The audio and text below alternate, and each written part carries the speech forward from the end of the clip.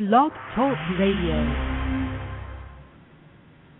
Hello, everyone. Good morning. This is Laurie Smith on Blog Talk Radio. It is 6 o'clock here in the morning, Tuesday morning, May 3rd. I'm glad to be here.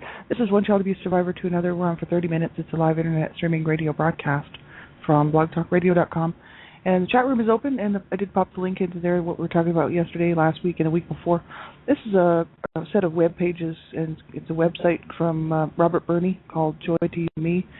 It's on healing.about.com, and if you go there and you just type into the browser Robert Burney or Inner Child or anything like that, you can find that link. And the link is so huge. I didn't shorten it, and they didn't shorten it. It's a huge link, and so it's in the chat room there if anybody would like to get a hold of it. It's good information, and he's got all kinds of stuff about codependency, boundaries, inner child work, learning to love ourselves, this type of stuff.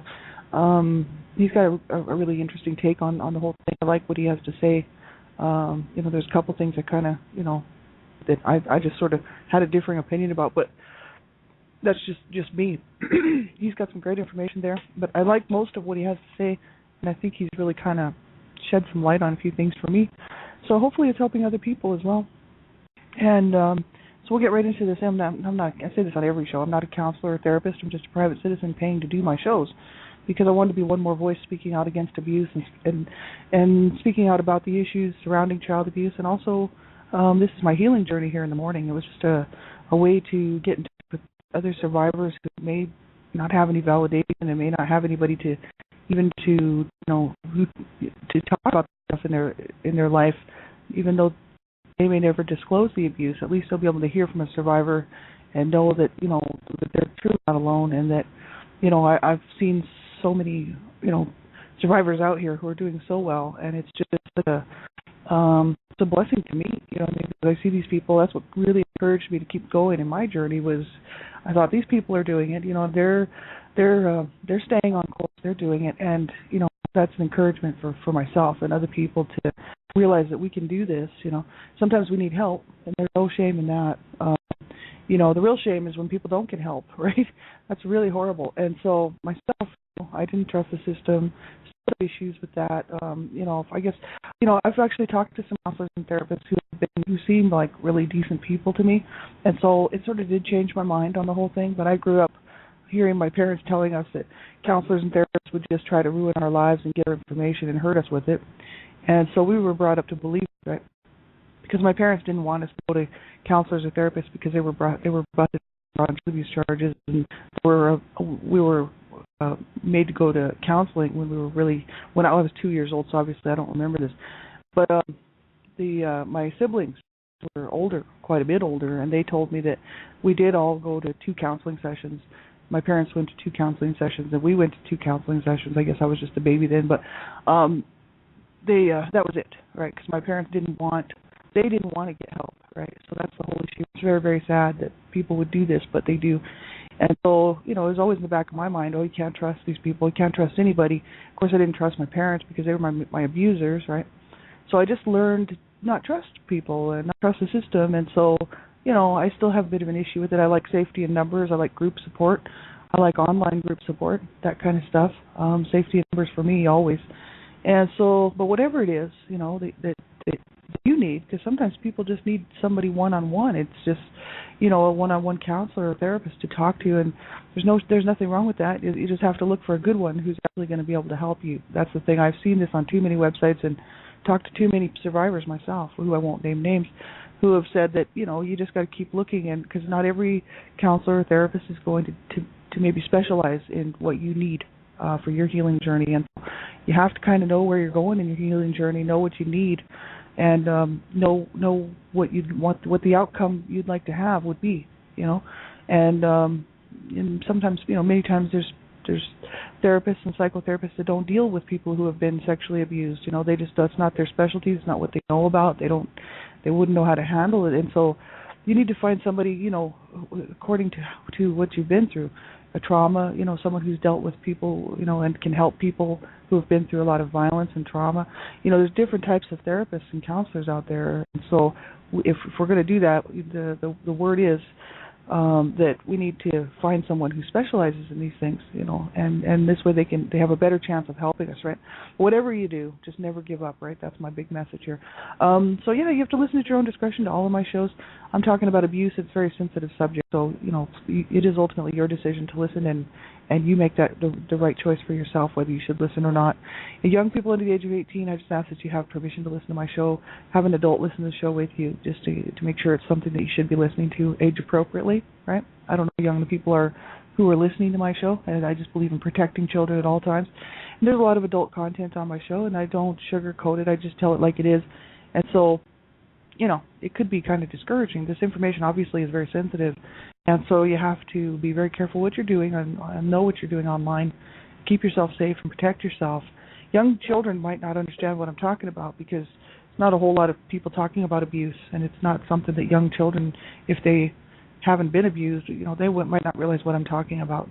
So that's why I ask that young people under the age of 18 have someone listen to the show with you, and they can help you make a decision whether you should be listening, right? So thanks, everybody. We'll get right into this. Excuse me. This comes from healing.about.com, and it's a website called Joy to You and Me from Robert Burney, Burneyma. He's a codependency therapist, spiritual teacher.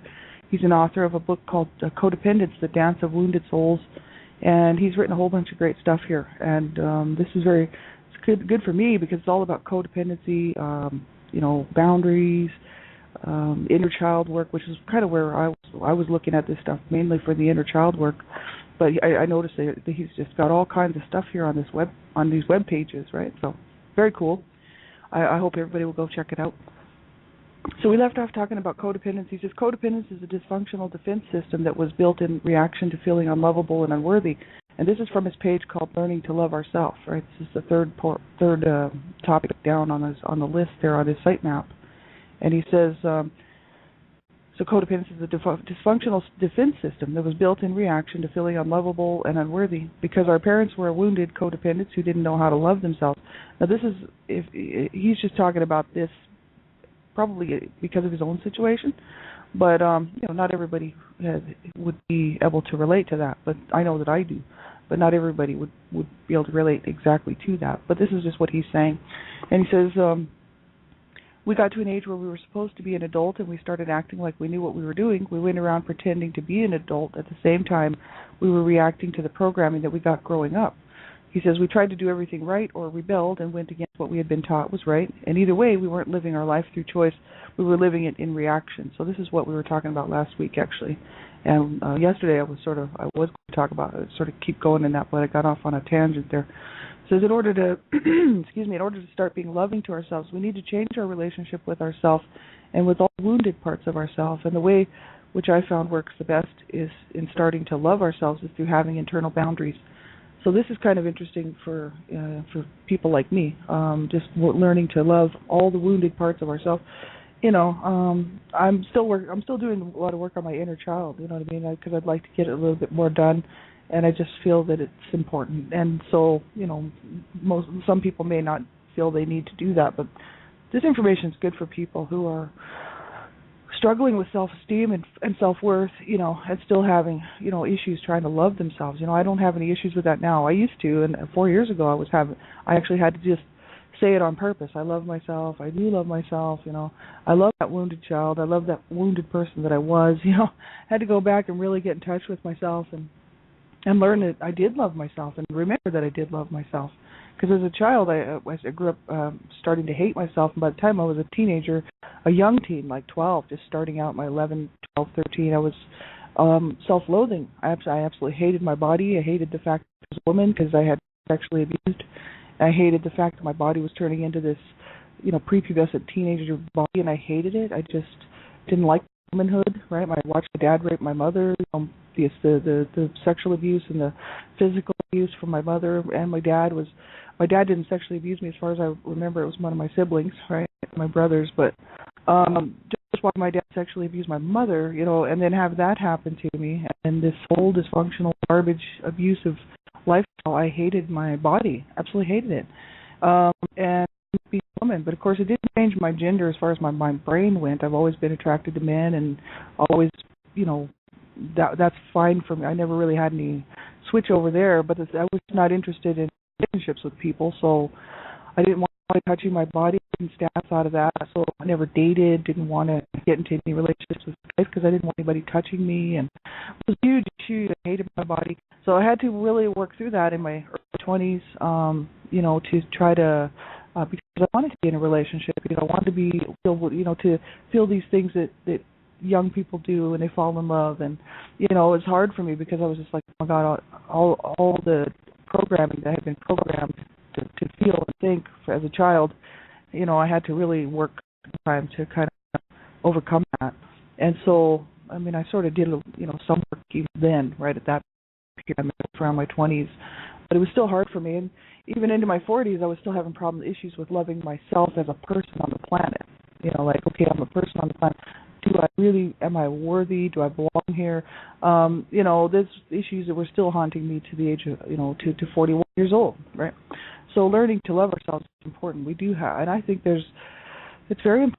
We have to see ourselves as these little children that we were supposed to be, which was loved and nurtured and cared for, and that are, if we didn't receive that love from our parents or from somebody from somebody who was raising us, it's hard to actually love yourself if nobody loves you, because they don't show you how to love, so that you don't learn how to love yourself. You know what I mean? And so it's kind of, I think it's important, to love ourselves for who, because we should. If we're going to love the people, we need to love ourselves. And so I just think it's important because it's all part of that whole love, the love network, the whole love thing. You know what I mean? Love in our hearts for other people, love in our hearts for ourselves, and our self-worth. That we are worth it. We're just as worth it as anybody else. Maybe not above and not below, just exactly as worth as anybody else. I like to think of myself as that, a level of equality with everybody else. And I think it's important, I didn't get that as a child, right? So he's really, he talked a lot about spiritual and in his stuff, right? And he says, learning to have internal boundaries is a dynamic process that involves three distinctly different but intimately interconnected spheres of work. And the purpose of the work is to change our ego programming, to change our relationship with ourselves by changing our emotional behavioral defense system into something that works to open us up to receive love, instead of sabotaging ourselves because of our deep belief that we don't deserve love and self-sabotaging. I was doing that. I was self-sabotaging for a lot, and I probably still do to some extent. I had a life coach actually point out a few things that I was doing that she spotted right away, and I was like, oh yeah, I guess I do that. I'll leave before anybody has a chance to hurt me. I'll quit jobs before it becomes a disappointment, or I disappoint somebody. Just all kinds of stuff like that, and I'll get rid of friends because I'll get rid of this friendship before I get hurt, sort of thing. It's a self-defense mechanism, and so I really doing these things until it's pointed out to be really quite interesting. So I'm sure that there's probably still some things that I'm still doing, and I'm starting to try to recognize them, see them. That's why I'm doing all this work. Right? He says here in quotations, I need to make the point here that codependency and recovery are both multi-level, multi-dimensional phenomena. What we are trying to achieve is integration and balance on different levels, and in regard to our relationship with ourselves, this involves two major dimensions, the horizontal and the vertical. In this context, the horizontal is about being human and relating to other humans and our environment. The vertical is spiritual, about our relationship to a higher power, to the universal source. If you cannot conceive a God or goddess force that loves us, it makes it really impossible to be loving to ourselves. So a spiritual awakening is absolutely vital to the process, in my opinion. And changing our relationship with ourselves on the horizontal level is both a necessary element and possible because we are working on integrated spiritual truth into our inner process. That's what he said here. He's just also a spiritual teacher. So, I was talking about this yesterday. That's what I was really talking about on my show yesterday. Was people might ask me, well, how have you gotten so far in your healing journey and in 4 years, and how did it happen? What was the process? And a few people actually ask if I would explain that, because I'm still on my healing journey. This is my healing journey, but I've been able to get through quite a bit of stuff that other people may not be able to on their doing self-help, and I was just okay to do it. But that's because I made a commitment to myself that I would not injure and I would not hurt anybody else or harm myself, and I would just allow myself to go through these books, self-help stuff, right? So, but not everybody can do that, and there's no shame in it. It's just, for whatever reason, it depends on the trauma and what's going on in a person's life, and depends on the varying degrees of psychological damage done to a person. I had a lot of, mine was mostly anger and hatred. So once I got my heart sort of straightened around, and got some of the proper feelings going on in my heart toward myself and towards life, it did help me out a lot, because most of my stuff was rage. It was a shame rage thing, not necessarily a lot of psychological problems. So that's the thing. I think that a lot of times people, depending on the varying degrees of psychological damage because of abuse and issues, that it's harder for some people to do self-help. They almost need to have someone, who can help them. And so there's shame in that. And all of us healing journeys are all different, right? Like I've been really concentrating on 4 years, so making a huge effort, but I didn't take time from work. I've just managed to just keep going and do my thing, and because I was able to. But not everybody's the same, right? But people were asking, sort of, friends and stuff asked me what was the process. So that's what I was talking about yesterday. If you want to go back and listen, because I talked about for a half hour or so. I don't want to do that again today. But the thing is for me, it was all about God and and actually allowing God into my life. Because I knew God, the show was about yesterday, because I knew God was. I was just very angry with Him, And so I don't make my spirituality with this show, and it's because a lot of survivors are angry with God, and they really don't want anybody to tell them, well, you just have to trust God, because a lot of times they're like, well, I did trust Him, and He let me down. Because that would have been me years ago. I would have said the same thing, right? Because I was very angry as a child. God had let me down and betrayed me, because He let these things happen to me and my family, right? This was stuff that would go on in my mind all the time. And I used to curse God in the backyard. I'd be out there cursing Him and angry because I was letting these abusers, right? So that's what I was talking about yesterday. And but I actually attribute the reason why I'm doing well is because I've allowed love to come into my heart and to replace the hatred and the rage and the anger and all that, the evil, right? I've allowed love and goodness, kindness, and all that good stuff to come into my heart, and what it did was it pushed out the darkness, right? So it was it was completely spiritual for me, and that's the whole, don't really, I don't really, this One Shot Abuse Survivor to Another show is not about my spiritual journey, it's just about my healing journey. And so I didn't want to mix the two, because a lot of people they don't want to hear about how good God is, because they're like, hey, God is not good, because look what He's doing to me, you know what I mean? And look what He's allowing in my life. And until a person gets their own peace of mind with that, there's much you can do. Myself, I didn't want people praying for me. Before I was born again, I didn't want people praying for me. I didn't want people even talking about Christianity. It was just, I'll stay with that, because I was a Christian and one of the biggest evil men in the world, right? As far as I was concerned, he was the devil for many years. Still kind of know that he keeps the devil around him, because he's schizophrenic and he's always seeing the devil, and he's always talking about the devil. Devil's here, devil's coming. He used to threaten to kill us all because we were the devil and things like this.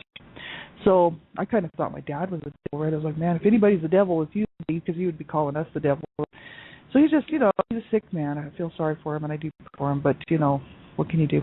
But changing relationship, he says, changing our relationship with ourselves on the horizontal level is a necessary element, because we are working on integrated spiritual truth into our inner process. And he says, these three spheres are detachment, inner child, healing, grieving. So this is kind of what I'm still working through, is this attachment stuff, the inner child stuff, grieving stuff, But I've gotten really far as grieving goes. I used to grieve like all the time. My life was just all about grieving and sorrow, and I'd go to work on face, because this is what we had to do as children. We would be, having the worst weekend ever. My dad beating on my brothers, my mom slapping me around, him chasing my mother around trying to rip her, and Sunday night, and then by Monday morning to get up and go to school. And my mom would be like, you're all going to put a smile on your face, just going. And I'd be like, well, what about these bruises? My mom would be like, just tell them I get I don't care. I never brought up on charges anyway, so they really didn't care. And you know, this is we had to learn to through our day, and then try to keep it all together, hold it together. And I think this is something that a lot of survivors relate to. And I've read a lot of survivors' work and books and whatnot and stuff online, and seen that this is very common actually. That because we have to survive, you just keep going. So you get up, you do your thing, and then when you go home, whether or not it starts all over again that particular day or night, is an issue, and this just goes on and on and on and on. And so you eventually learn how to do that as an adult survivor. You know what I mean? You'd be having a crisis, you'd be having issues, because of the abuse that you suffered, and you may be falling apart on the inside, but yet you get up and you go to work, and nobody really knows. And this is what I did for years and years and years, except for I would tell trusted people that I thought about my childhood, because sometimes people would tell me about theirs, and then I would be like, well, I mean, I understand where you're coming from, and then we would talk about our past abuse and stuff. But so it wasn't I kept it completely to myself, and a lot of my friends from my youth knew about it, because they knew about the abuse, but they witnessed it. But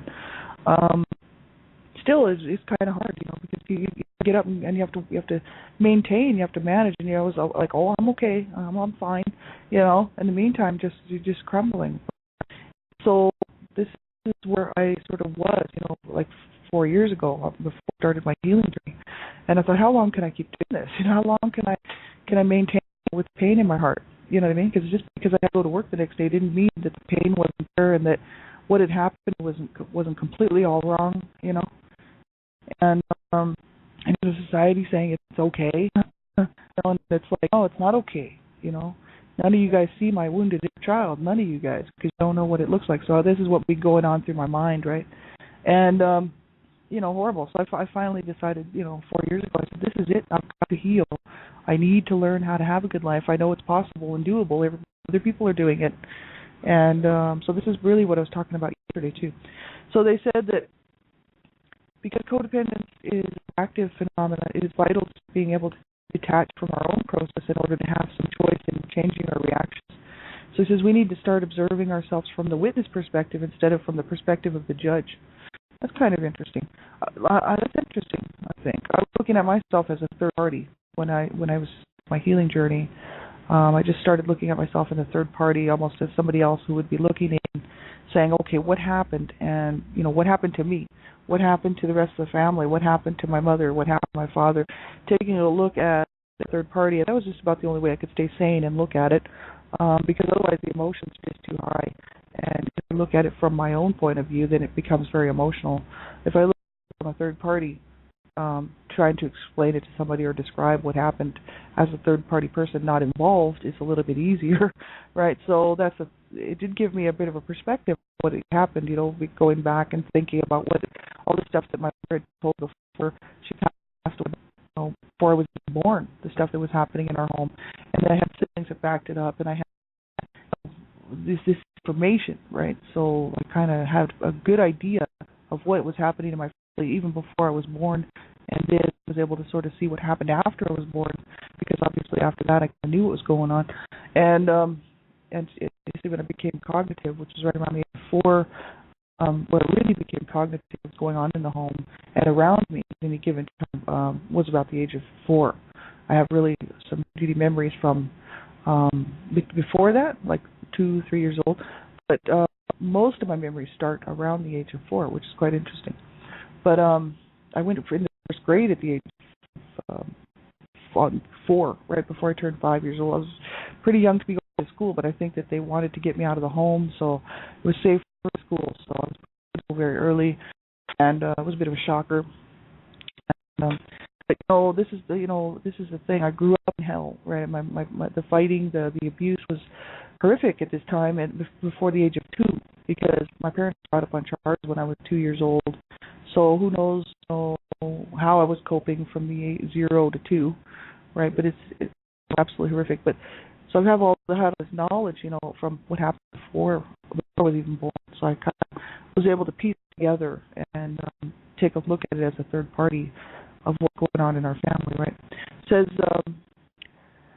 we all observe ourselves having a place of watching ourselves as if from outside or perched somewhere somewhere inside, observing our own behavior. Because of our childhood, we judge ourselves from that, in this perspective, the critical parent voice. So he says the emotionally dishonest environments we were raised taught us that it was not okay to feel our emotions, or that only certain emotions were okay. So we had to learn ways to control our emotions in order to survive. We adapted the same tools that were used on us, guilt, shame, and fear, and saw in the role modeling of our parents how they reacted to life from shame and fear. And this is where the critical parent gets born. Its purpose is to try to keep your emotions and behavior under some sort of control so that we can get our survival needs met. It's kind of interesting. Like my critical parent voice is just, my mother just curses all the time. Because my mother was cursing me all the time, like, calling me names and, just telling me the most horrific things, right? Because she was trying to hurt me and she was doing a good job of it.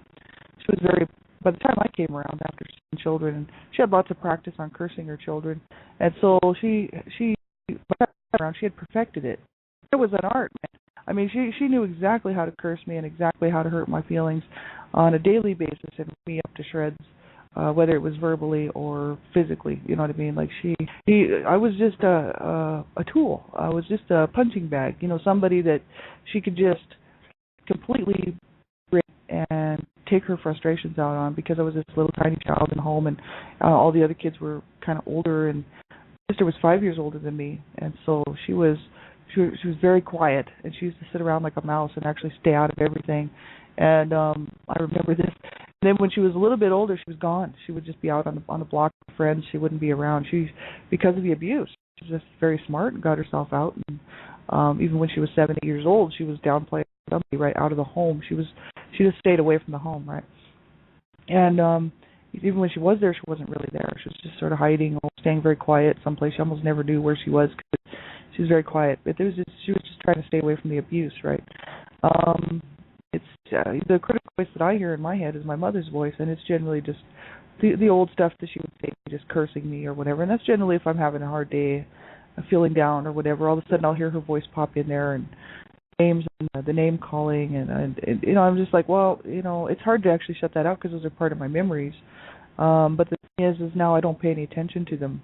I'm just like, I don't have to pay attention to that anymore because that was all lies anyway. It was all garbage, right?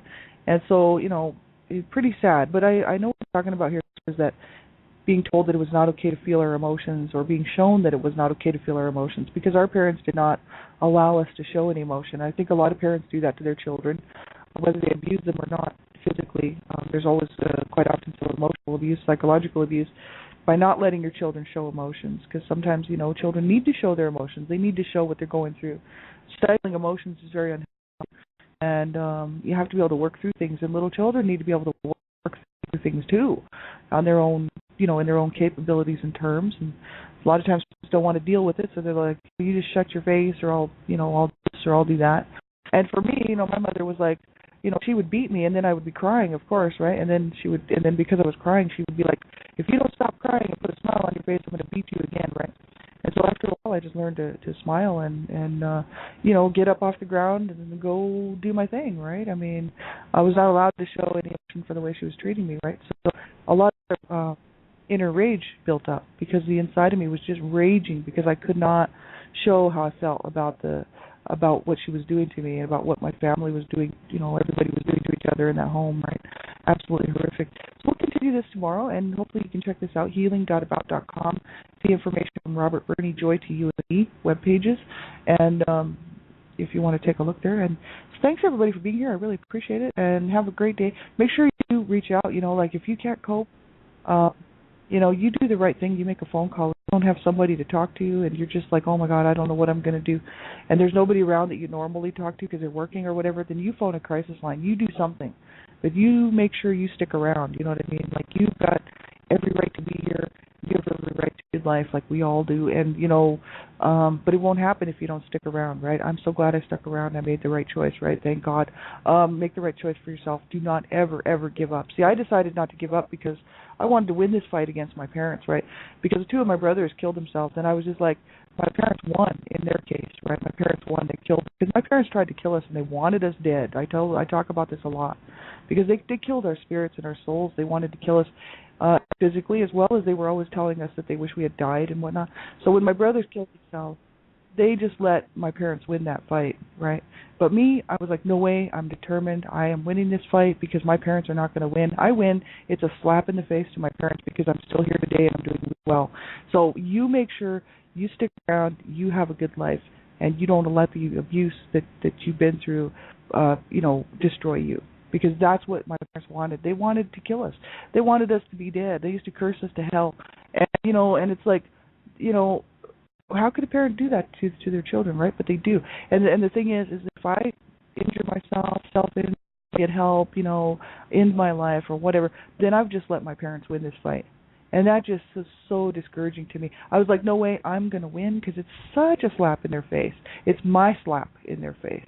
You know what I mean? Kind of like, there you go. I'm doing great. I'm doing well. I'm going to have a good life. You could not destroy me. And that makes me so happy to be able to say that because they destroyed my brothers. So, do whatever you have to do to stay alive and keep yourself well. And, even if it means calling a crisis line anonymously, whatever you do, whatever you have to do. But you get through because there is light at the end of the tunnel. There's light for all of us. It does belong to all of us, and it is there. But sometimes we can't see it. But you have to wait for a better day. And if you don't hang around for a better day, you won't see it. Make sure you do stick around. Have a great day, everybody. We'll talk to you later.